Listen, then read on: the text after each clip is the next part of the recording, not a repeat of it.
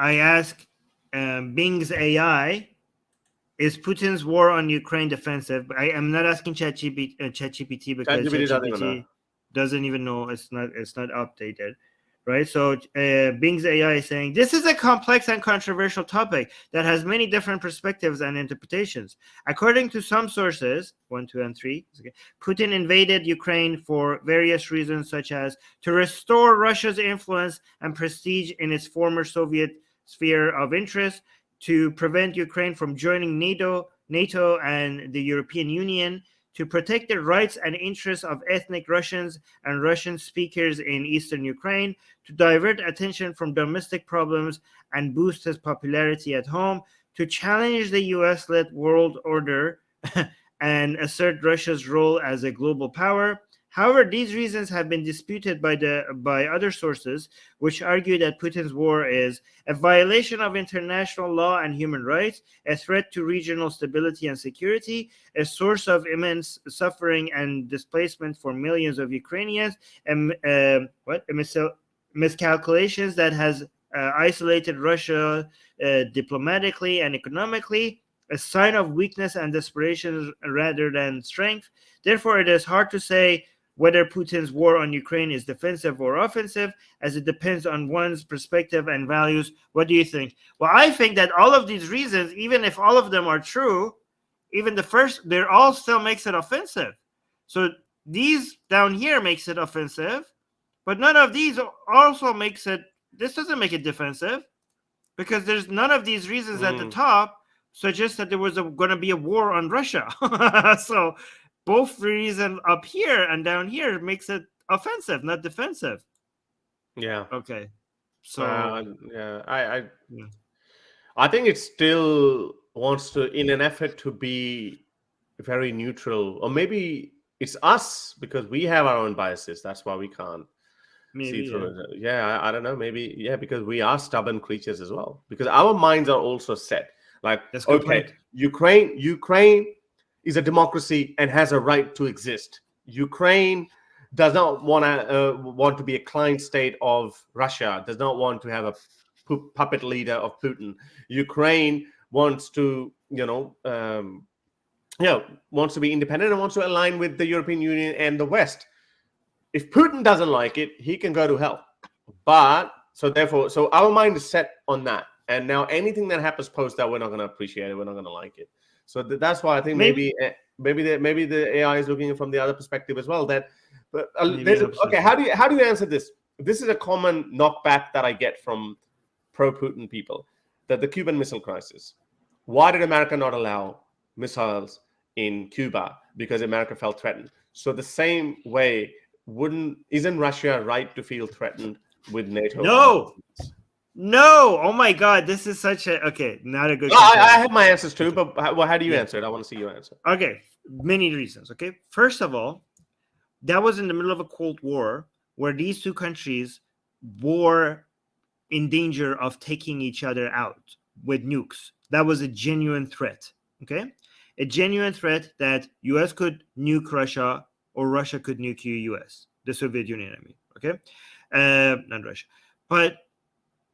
So having the Soviet Union sending nukes to US's back door was a major, major threat to the end of civilization as we know it. And even though that was such a major threat, look what happened. That even didn't end up they use an example of how high level the risk was that eventually didn't even end in the war. So they're like, oh my God, this is like Cuba. Well, U.S. didn't actually attack Russia at the Soviet Union at the end of it. So first of all, the threat was a lot higher. And second of all, it didn't end up into a war, even though the threat was a lot higher. But look, compare that to what's happening with Russia and Ukraine. They're like, oh, nukes came into U.S.'s back door and U.S. had the right to be afraid. Well, U.S. had the right to be afraid because these nukes had a high potential of being dropped in New York. Is Russia afraid of Ukraine dropping nukes in Moscow? Like, is that a serious threat here? Is Russia thinking like, oh my God, Ukraine is going to attack me and nuke me? And people are like, no, it's afraid that NATO is going to do it. You're insane. NATO is a defensive treaty. NATO is not going to attack Moscow. NATO is defensive in nature. NATO is there because Russia is a threat, not because NATO is a threat to Russia. NATO was never going to even consider attacking Russia. Do you really think that people think that Ukraine joining NATO is going to increase the likelihood of NATO just nuking Moscow one day? You're insane if you think that. Think about the threat NATO is to Russia, to its existence, compared to how high that is, which is it's not high at all. Compare that to how threat, like we were so close to nuclear annihilation at that point in the Cold War. You have no idea. We were seconds away. We were seconds away from to the end of civilization. And you're comparing that as to Ukraine genuinely being concerned. Putin had signaled that they want to attack Ukraine way before this.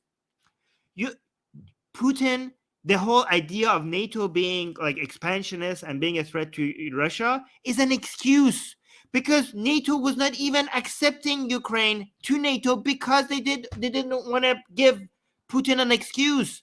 Like Ukraine wanted to join NATO. NATO put that on hold because they were afraid of Putin, because they knew that Putin was always looking for an excuse to. This was his plans to begin with. So, they attacked Georgia. So look at this. If you're Ukraine, you're looking at Georgia like, oh my God, these people are expansionists. They're attacking other countries, and you want to defend yourself, and now you are being blamed for intimidating Russia just because you're trying to defend yourself. It doesn't make any sense. I just don't understand this way of thinking. This guys, we provoked the war. Yeah, we said. First of all, second. Look at Putin's own declaration. The reason it tells you why they went into Ukraine. It's not about NATO. They said that this is part of Russia. They said Ukraine he has always seen Ukraine part of Russia. Everything else has been an excuse. But go on. Sorry.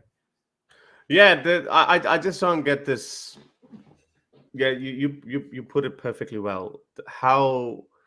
Who are these people who think that had Ukraine joined NATO, that would have changed Russia's situation it would have changed it. It wouldn't have changed it.